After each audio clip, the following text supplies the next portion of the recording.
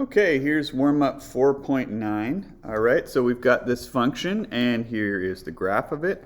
First, I'm going to find the possible rational roots according to the rational root theorem.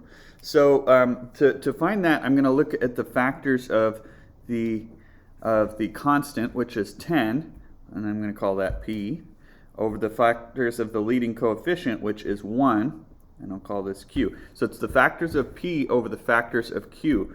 So if there are any rational roots for this function, I'm going to make a fraction here. I'm thinking of the factors of, they're going to be x equals the factors of p. Factors of p, that's the factors of 10. Thinking of things that go into 10.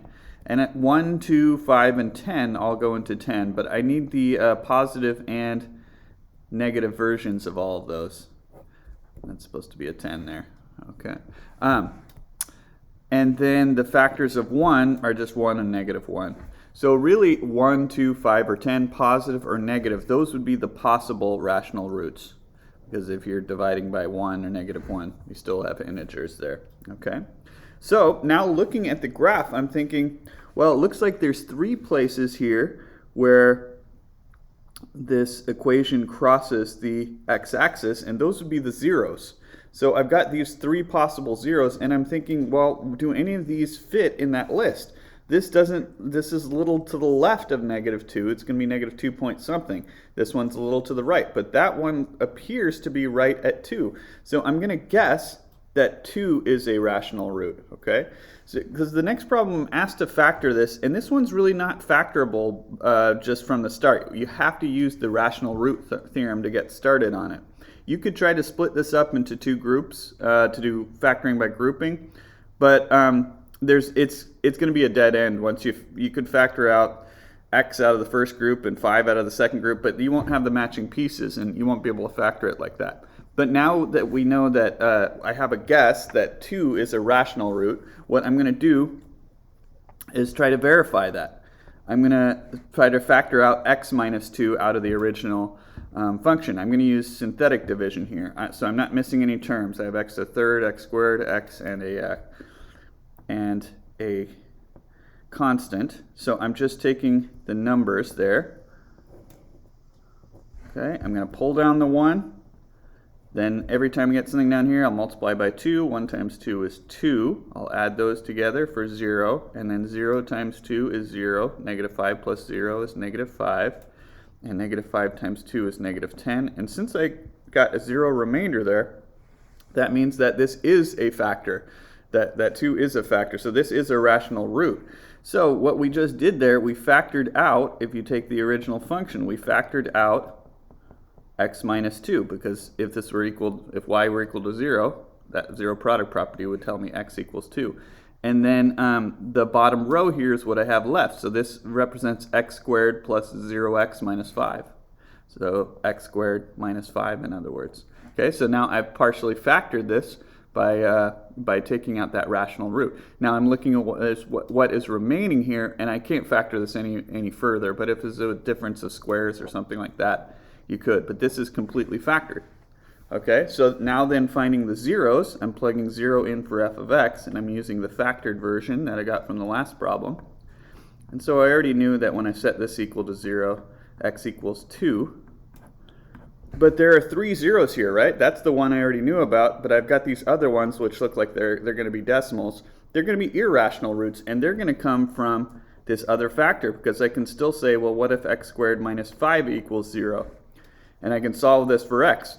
It's not going to be a nice integer, but it's still going to have a solution. So I'll add 5 to both sides, and then I'm going to take the square root of both sides. And don't forget, when you take the square root of both sides of an equation, then you have the plus or minus. And so plus or minus root 5. So if you put root 5 into your calculator,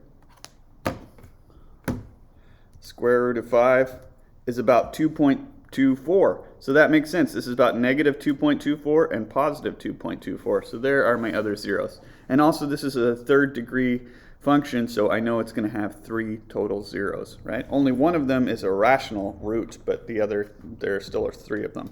Okay? And then the last thing I'm going to do is use the graphing calculator to find the local maximum and minimum. So the local maximum is right here.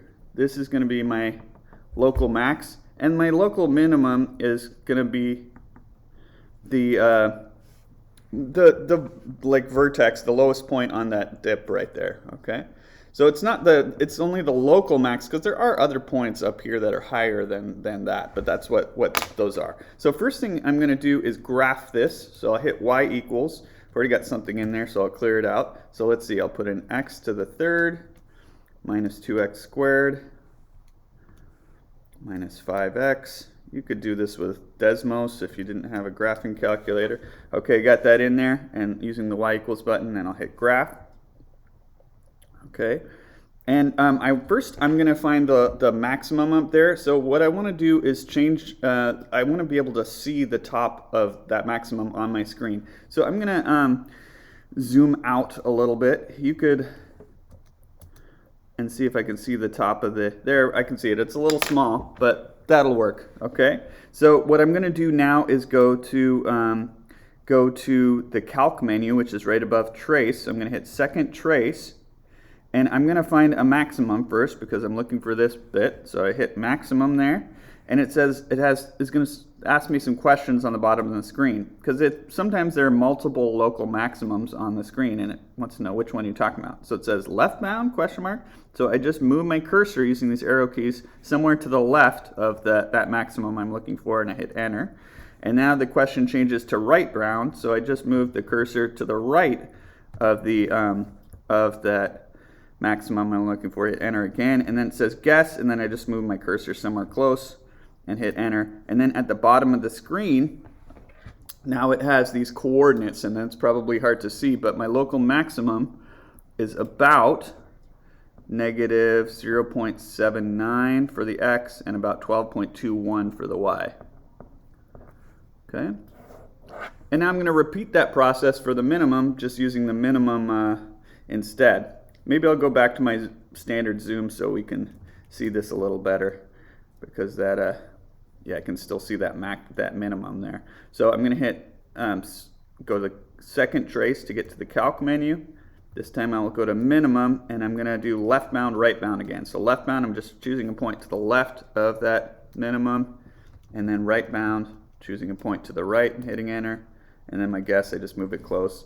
And that way I'm making sure the calculator knows what exactly I'm looking for. So now at the bottom of the screen it says minimum, and my minimum is about 2.12 for the x and negative 0.06